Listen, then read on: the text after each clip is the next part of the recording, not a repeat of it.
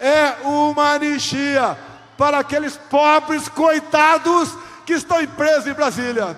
Nós não queremos mais que seus filhos sejam órfãos de pais vivos. Não tem um caminho melhor a seguir, a não ser que pacificação, só vai ser possível com uma anistia dada pelo Congresso.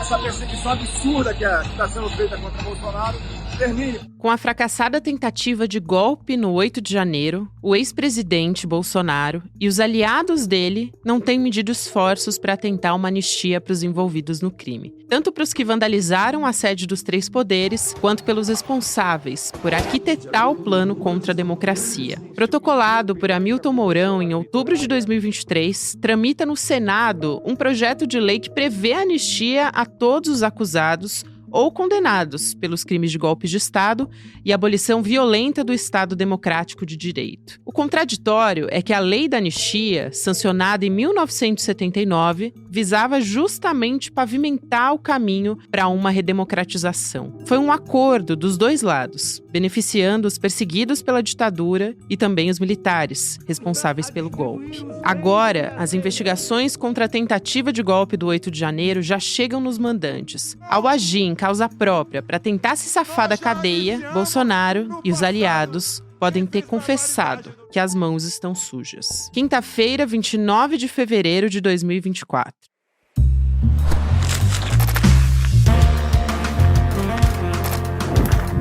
Sou Gabriela Varela, esse é o podcast Democracia, com mais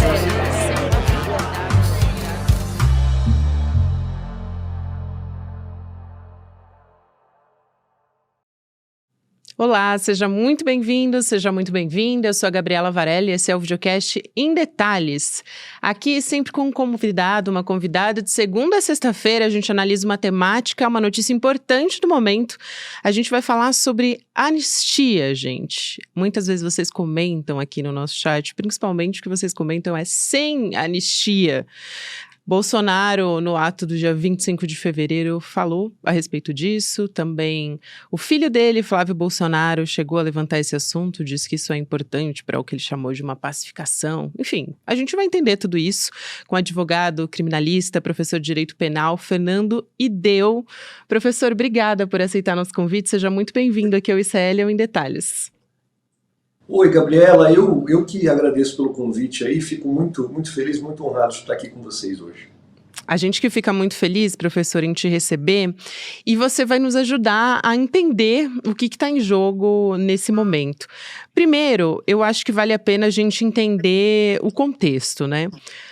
O presidente, ou melhor, o ex-presidente Jair Bolsonaro, ele levantou essa pauta no ato do dia 25 de fevereiro, mas voltado para os manifestantes, né, para os manifestantes golpistas do dia 8 de janeiro, de que, na verdade, ele usou esse termo, né, pobres coitados, e que, por isso, precisava ser pensado um pedido de anistia, e, ao mesmo tempo, em relação a isso, no mesmo dia, o Flávio Bolsonaro, filho do ex-presidente, disse que a única maneira de encontrar uma pacificação era anistiando, né, o ex-presidente Bolsonaro, enfim.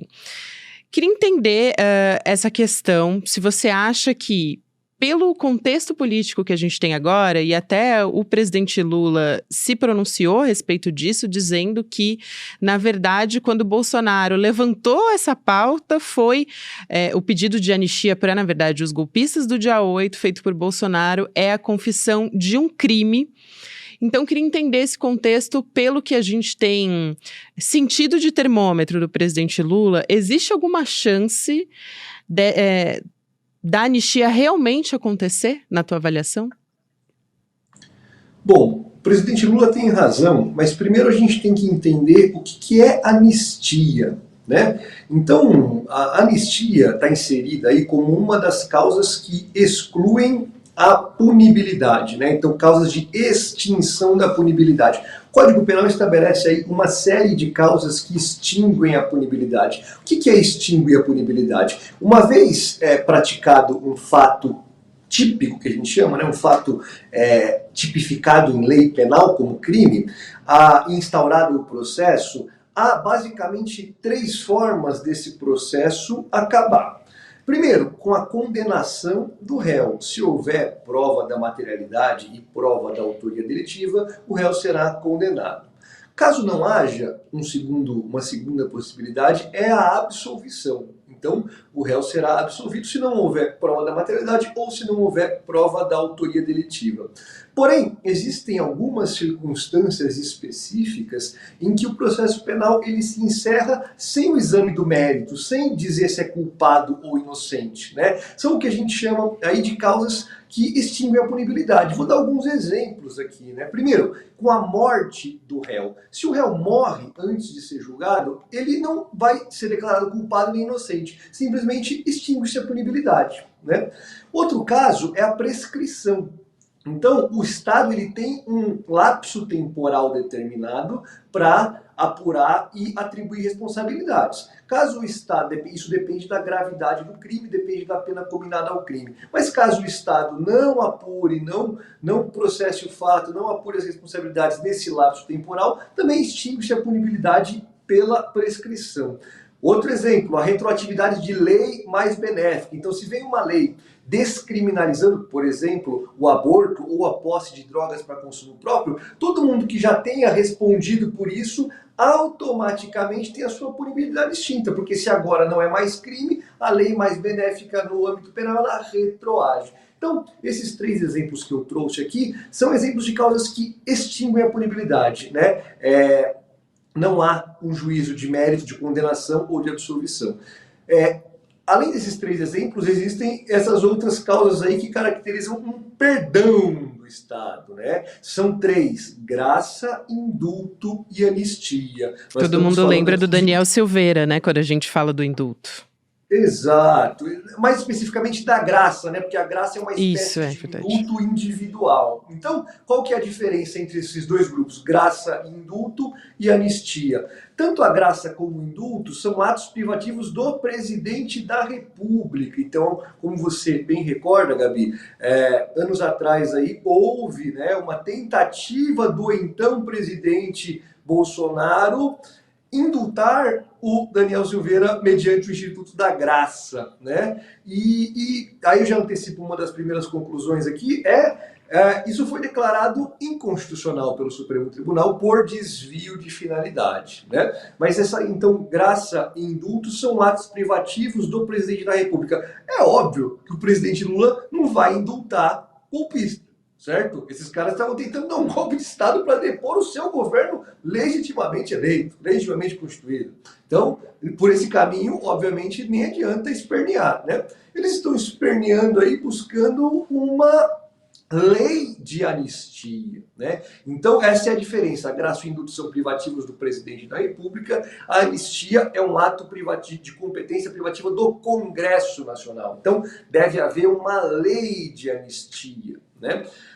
Obviamente, a lei de anistia mais famosa é a de, salvo engano, 79, né, da ditadura militar, em que se anistiou aí a prática dos crimes, tanto de um lado quanto de outro, né, e foi objeto de lei, né? Então, essa possível anistia, possível, mas improvável anistia, né, teria que partir do Congresso Nacional, uma lei do Congresso Nacional, anistiando aí as pessoas que o Bolsonaro chama de pobres coitados e que o Eduardo Bolsonaro considera ali que ele seria um desses pobres coitados, né?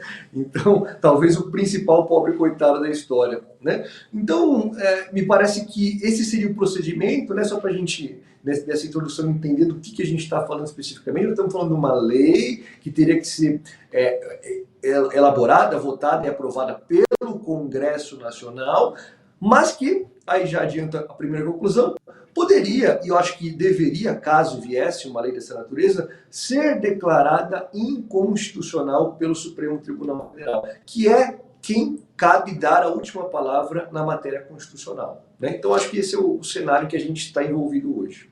Importantíssimo esse contexto que você traz, professor. Eu quero entrar na perspectiva histórica também, mas acho que vale a pena a gente dar uma olhada também nas propostas que estão tramitando no Congresso, né? Na Câmara também havia projetos até anteriores ao 8 de janeiro, mas que foram juntados num projeto só, né, que estão sendo discutidos numa só vez na CCJ. Sâmia Bonfim é relatora, então a gente já sabe que isso não deve caminhar na Câmara dos Deputados, porque ela já disse que é inconstitucional. E tem também no Senado o projeto do ex-vice-presidente Hamilton Mourão, né, na Comissão da Democracia, e a tendência também, porque na CCJ o senador petista Humberto Costa também, a tendência é que não seja favorável, não caminhe esse projeto. Mas de qualquer forma, eu acho que vale a pena a gente olhar para isso, porque a gente teve o ato do dia 25 de fevereiro, de alguma forma isso pressiona o Congresso ou até o Centrão a dar uma resposta, né? Fica emparedado pelos bolsonaristas e pelo ex-presidente Bolsonaro a dar algum tipo de andamento nesse sentido? Ou o senhor acha que não, que a gente deve continuar como a gente está e que isso não deve caminhar, de fato, nas casas legislativas?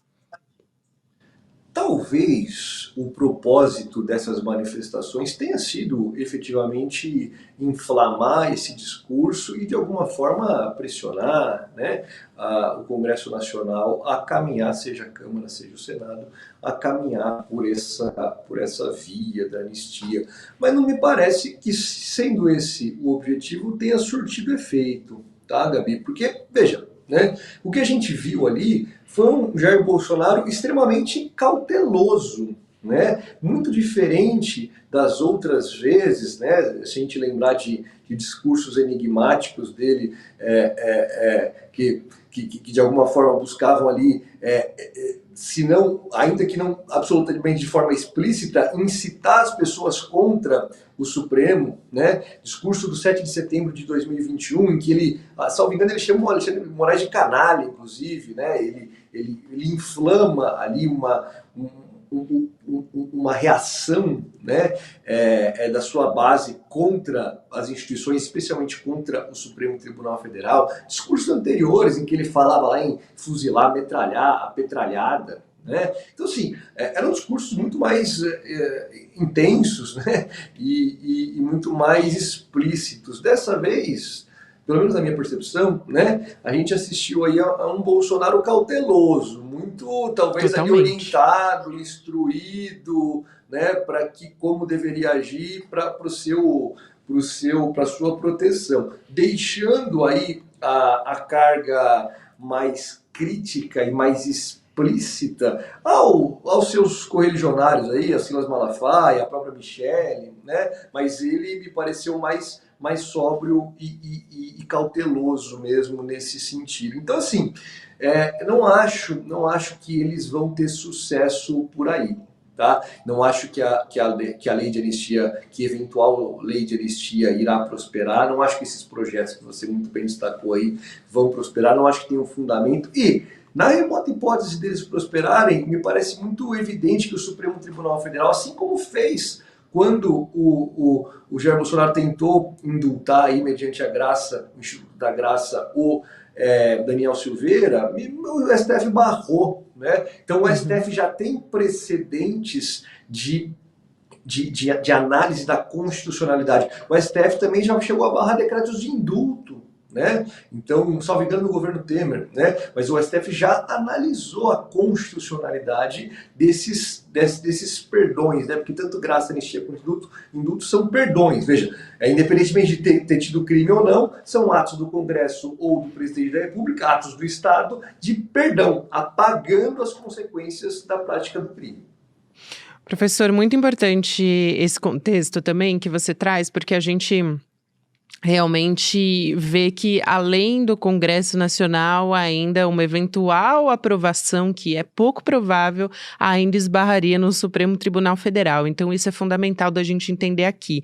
E tem um componente político aí, que eu acho importante salientar, que é as eleições municipais que estão também se aproximando e comprar essa questão, ainda que parlamentares bolsonaristas, ou então que tenham alguma tendência a apoiar o ex-presidente Bolsonaro, mas ainda não tenham assumido necessariamente uma posição, é bastante perigoso também nesse contexto eleitoral. Acho importante de colocar.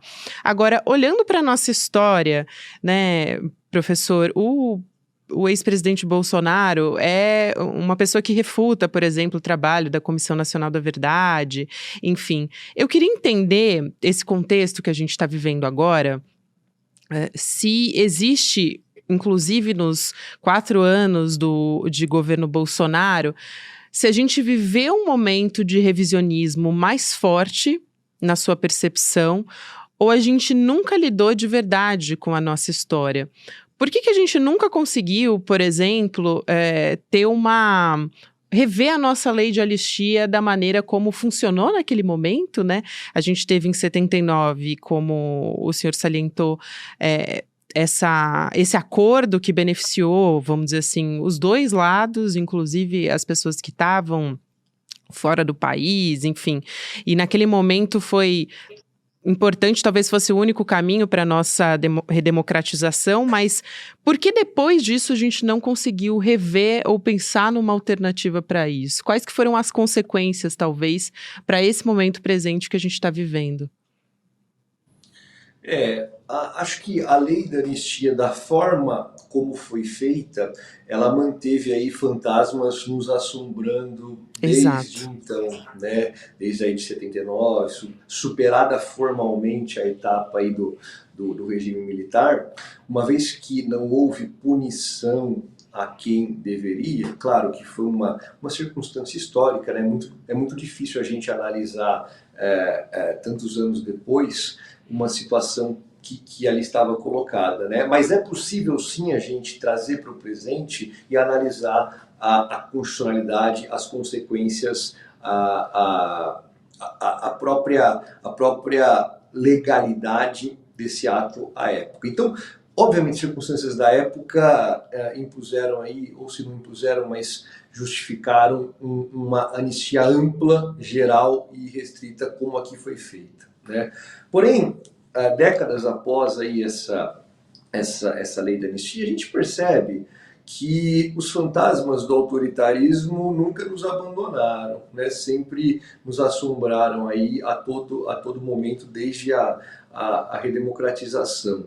E sempre, veja, sempre que se cogitou, né, com a Comissão da Verdade, com propostas aí de que o STF analisasse a constitucionalidade dessa lei de anistia, isso sempre foi um ponto muito delicado e traumático e trouxe consequências que, se a gente não pode atribuir explicitamente esses últimos golpes exclusivamente à rediscussão desse tema, certamente esse tema teve influência, teve um peso para tudo que a gente viveu até agora nessa última década, aí, seja o impeachment diretamente da Dilma, né, que foi claramente, mas seja todo esse processo desconstituinte, esse processo de degradação do nosso direito, do nosso processo penal, que a gente assiste ao menos desde o mensalão, né? Então, acho que sim, a gente teria que... E outro ponto que eu coloco também, sempre busco trazer para o presente, né, é esse mesmo raciocínio para a gente apurar as responsabilidades da Lava Jato, né? Hoje a gente já sabe, a gente já tem a dimensão do que realmente aconteceu na Lava Jato, né? É óbvio que havia episódios ali pontuais de corrupção, isso ninguém discute, né? Mas a farsa da Lava Jato é construir a narrativa de perseguição das lideranças ligadas e vinculadas a um projeto democrático de soberania popular e justiça social, a perseguição dessas pessoas, rotulando-as como corruptas, né? Construindo-se uma narrativa a partir de eventos pontuais, mas de atribuir responsabilidade maior ao presidente Lula, né? Então a gente assistiu isso, né? E não só o presidente Lula, mas a pessoas do seu entorno, tanto políticos como intelectuais, como empresários, como jornalistas, como professores, toda essa camada ligada aí a esse projeto realmente, e o projeto vencedor nas urnas, né? Que ganhou com Lula 2 vezes, ganhou com Dilma 2 vezes, né? E que precisou ter o Lula preso e silenciado, como foi, porque não foi só preso, ele foi preso e foi silenciado, foi proibido de se manifestar durante as eleições para gerar o Bolsonaro. Esse lava-jatismo que produziu o Bolsonaro, a gente já sabe o que foi hoje. A gente já sabe que foi um projeto fraudulento de imposição de poder, um projeto de poder, um projeto ideológico que, uma vez barrado nas urnas pelo voto popular, se impôs através do sistema de justiça criminal. Essa é a verdade, né? A gente já tem essa dimensão. Acho que a Vaza Jato, a spoofing, o hacker, né? Eles aceleraram muito o processo histórico. A minha tese de doutorado, desde 2014, né, de 14 a 18, eu trato sobre esse tema, eu trato sobre o processo penal de exceção. E muitas das coisas que a gente veio a descobrir, eu já intuía. A gente, enquanto pesquisador, já intuía, a gente já imaginava, a gente já percebia. Mas a gente não tinha tão as claras como foi após as mensagens, né? Após todas aquelas trocas de mensagens escandalosas entre policiais, procuradores da República e juízes. Ali ficou muito claro que era um projeto de poder e que aquelas pessoas estavam manipulando, fraudando seus cargos públicos para impor seus projetos pessoais de poder. E muitas vezes até de enriquecimento, como ficou claro com a participação da Transparência Internacional nesse processo todo, né? Então, o que a gente precisa hoje, Gabi? Assim como faltou na ditadura, a gente precisa hoje. A gente precisa atribuir as devidas responsabilidades a essas pessoas. Não é só falar assim, o Lula teve seus direitos políticos restabelecidos, ele ficou preso, mas agora virou presidente, então vamos apagar, vamos passar a borracha nessa história e tá tudo certo. Não é por aí. Né? Exatamente. Não é só tirar o mandato do Deltan, não é só tirar o mandato do Sérgio Moro, é atribuir responsabilidades. Punir, nesses casos, é um ato civilizatório. É um ato em benefício do interesse público e do direito à memória. As pessoas precisam saber o que foi feito. Né? Não é por punir, é punir, atribuindo responsabilidade, mas também para mostrar para as pessoas, né, o que foi feito de fato, o que aquelas pessoas da ditadura faziam, qual que era efetivamente o papel de cada um, assim como na Lava Jato, o que essas pessoas fizeram, como elas manobraram seus cargos públicos, funções nobres do sistema de justiça, para impor preferências e projetos pessoais de poder. Isso precisa ser feito. Por quê? Para que isso não se repita mais. Ou, ainda que a gente não tenha uma garantia de que isso não vai se repetir, mas que seja muito mais difícil que esse modus operandi se repita. Porque a gente só consegue barrar, a gente só consegue resistir contra algo que a gente conhece. Contra o desconhecido, contra questões aí opacas, a gente não consegue. A gente precisa de transparência efetiva para saber o que foi feito, para preservar essa memória e para que isso não mais se repita. É fundamental isso que você fala, professor. Eu quero também entender, ainda falando de perspectiva histórica, as particularidades da nossa lei de anistia, né? Que até o senhor já falou, nasceu ali de um acordo político entre os perseguidos pela ditadura, os governos de turno, enfim, mas quais as diferenças em relação a países vizinhos, por exemplo? E acho que é emblemático a gente trazer, por exemplo, o caso da Argentina, para comparar com o que a gente está vivendo, né? Como a lei da anistia dialoga agora com o nosso presente. E acho que você traz isso muito bem quando fala que agora a gente não pode passar por isso de novo, enfim.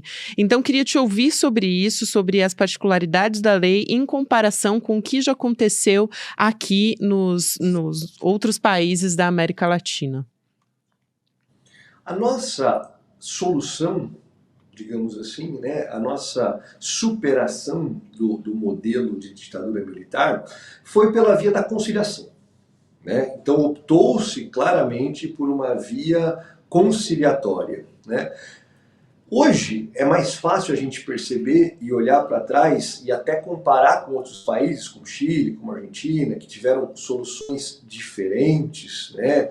Muito por conta, veja, de atos ali de pessoas que singularmente pelo sistema de justiça se imbuíram, né, da tarefa, muitas vezes de uma forma até heróica, né, para buscar a responsabilização dessas pessoas, né? Dessas pessoas que abusaram aí do autoritarismo, né? Para praticar as atrocidades que a gente sabe que foram praticadas. Então, hoje a gente consegue enxergar, olhando para trás, as diferenças, né? De um povo, de uma sociedade que atribui responsabilidades, que se apura, porque veja, qual que é o propósito maior do processo penal? Né? Para que serve o processo penal? O processo penal busca a reconstrução histórica de um fato para se atribuir ou não a responsabilização pela sua prática, né? Então todo o processo penal, desde o mais simples, aquele casinho pequeno de furto do supermercado, ele vai buscar a reconstrução histórica do fato, né?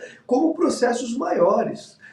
O meu ponto, e que eu sempre tenho que trazer para o presente também, né? Porque se foi feito lá na ditadura militar, tem que ser feito aqui também, com esses caras que manobraram o sistema de justiça para deturpar a finalidade e impor seus projetos pessoais de poder, a pretexto, né, com um mero verniz de legalidade. Porque o processo do Lula foi só um processo formal, né? É só uma casca. O conteúdo foi profundamente autoritário, por isso que a gente chama de processo penal de exceção. Ali os direitos foram suspensos pontualmente para se impor um conteúdo autoritário com essa roupagem, simplesmente uma mera roupagem de processo. Então, isso foi feito lá, e isso foi a deturpação do processo penal. Porque o que eu falei, o processo penal busca reconstruir historicamente um fato, não impor um conteúdo autoritário por uma roupagem. Então, na medida que a gente conhece, né, a gente já sabe, e agora o que fazer? Né? Foi assim como foi com a ditadura. Muitas coisas já vieram à tona. Né? Muitas coisas, claro, tem coisas que ainda permanecem na opacidade aí, mas muitas coisas a gente já sabe. O que fazer quando a gente sabe, né? Perdoar por simplesmente buscar apagar a história, me parece que não é o melhor caminho. A gente, não só uma apreciação subjetiva, mas se a gente olhar objetivamente o amadurecimento de uma sociedade que pune, que atribui responsabilidades nesses processos complexos e que se buscou a tomada do poder, né, afronta a democracia, me parece muito emblemático e civilizatório que se punam essas pessoas. Professor, para a gente fechar, eu quero saber quais são as consequências para a nossa democracia uma eventual concessão de anistia por parte do presidente Lula, que até o momento não tem sinalizado, muito pelo contrário, não tem sinalizado que daria uma eventual anistia a Bolsonaro. Mas aqui eu pergunto não só do ex-presidente, mas também para essas pessoas que tiveram lá na Praça dos Três Poderes, no dia 8 de janeiro, e depredaram patrimônio público, enfim, enfrentaram e atacaram o Supremo Tribunal Federal e as nossas instituições. Quais seriam as consequências disso? Por que é tão perigoso a gente falar sobre anistia nesse contexto político que a gente está vivendo? A gente teve na iminência de ter um golpe de Estado, né? A gente teve na iminência.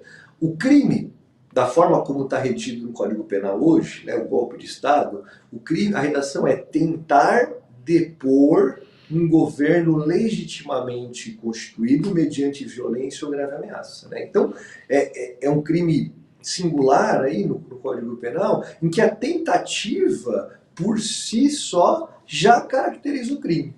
Né? E por que é assim? Porque se o golpe é bem sucedido, se o golpe é consumado, as vítimas vão para a cadeia. Né? Esse não é o réu que vai para a cadeia, não é o autor do crime que vai para a cadeia. O autor do crime passa a ocupar o poder e ele bota as vítimas do crime na cadeia. Então não tem sentido se você punir aquele que deu o golpe de Estado, você não vai conseguir punir nunca, porque uma vez que ele deu o golpe de Estado, ele tomou o poder. Né? Então a mera tentativa já caracteriza a consumação do delito. Muito bem. Então, o que é, né? O que é um golpe de Estado? É um crime que a gente chama um delito de empreendimento. Não é um crime de atentado. Por exemplo, pode-se atentar contra a vida de uma autoridade pública, né? O sujeito vai lá sozinho e atenta contra a vida dessa pessoa. Isso não é um golpe de Estado. Isso é um atentado contra a vida de uma pessoa. Um golpe de Estado é um crime complexo, naturalmente complexo. Não existe uma pessoa sozinha dar um golpe de Estado. Isso não existe. Isso não existe. Tem que ter um contexto, tem que ter uma organização, tem que ter um concurso de agentes, que a gente chama, né, que iniciem colocando em prática um projeto de golpe. E foi exatamente isso que aconteceu. Qual que é a defesa dessas pessoas? Né? Tem a defesa mais desesperada, que é buscar pela anistia, pelo indulto, buscar pelo perdão. Isso é uma defesa mais desesperada, como foi lá do Daniel Silveira.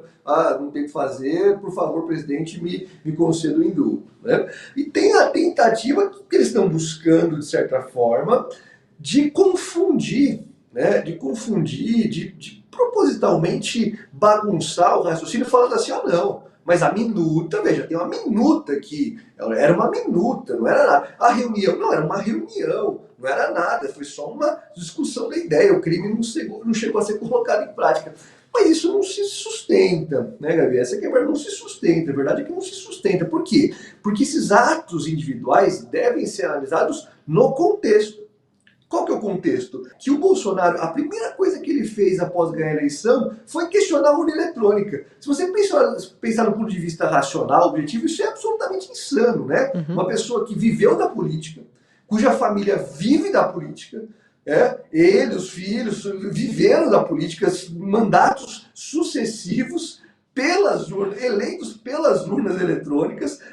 E qual que é a primeira reação quando esse sujeito assume a presidência da República? Começa a questionar a urna. Por quê? Porque ele já está plantando a semente do seu futuro golpe, de que ele sabe que ele não vai ganhar na urna de novo. Foi uma circunstância muito pontual que o fez ganhar na urna. Foi todo o lavajatismo, a prisão, o silenciamento do Lula, uma circunstância histórica muito peculiar que provavelmente ele já sabia, né? Porque não se repetiria. Não se repetiria. Então, o presidente que é sem eleito começa a atacar a urna. Então, esses ataques às urnas foram durante os 4 anos. Né? Sendo talvez o mais emblemático aquela reunião com os embaixadores. Isso já faz parte do golpe. Isso já faz parte. Esse contexto deve ser analisado desde então. Né? Questionamento às urnas eletrônicas, aquela própria reunião que se estudava o que fazer na eleição. Minutas do golpe. A Polícia Rodoviária Federal impedindo eleitores do Lula de votar. Bomba no aeroporto, né, de Brasília, ocupação, depredação, vandalismo com propósito de tomada do poder no dia 8 de janeiro. Então, todos esses atos devem ser analisados no contexto. O que me parece está cada vez mais claro, está cada vez mais evidente que o que se tentou se colocar em prática, que se colocou em prática, tentou se dar um golpe de Estado. Né?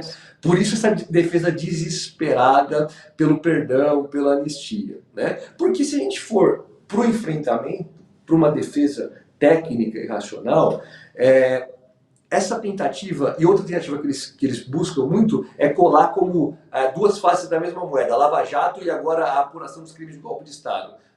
São atos arbitrários, não tem nada disso. Veja, eles questionam o STF ser o julgador. Mas, poxa, o STF, o crime aconteceu ali, né? Um dos locais foi o prédio do Supremo Tribunal Federal, mas falar, mas como que a vítima vai julgar? Pô, se eles atacaram o STF, quem que vai julgar? Né? Se eles atacaram o sistema de justiça brasileiro como um todo, quem que vai julgar se não o sistema de justiça brasileiro?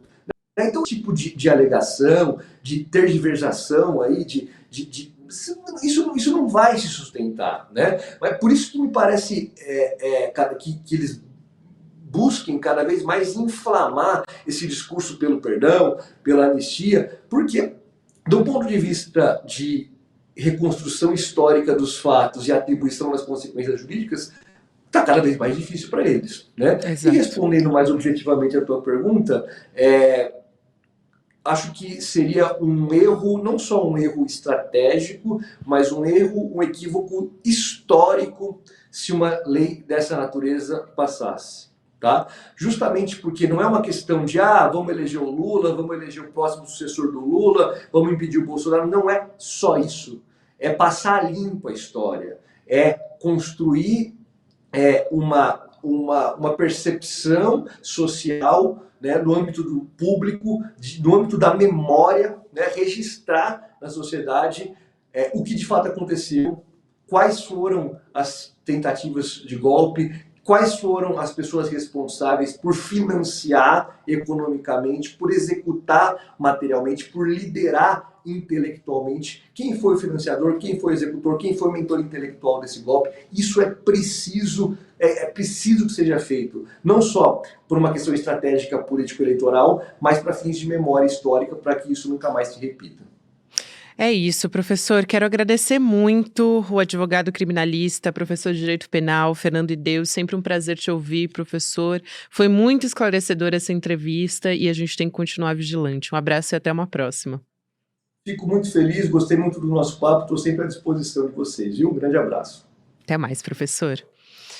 Videocast em Detalhes vai ficando por aqui, mas eu lembro que hoje, se você está assistindo este episódio ao vivo, nessa quinta-feira tem Empreendedor Mestre. Primeira aula vai acontecer hoje, ainda dá tempo de você se inscrever, porque é só de noite que ela vai acontecer, a aula inaugural sobre esse curso que é super detalhado, com, assim, muito parecido com a grade de um MBA, só que muito mais acessível.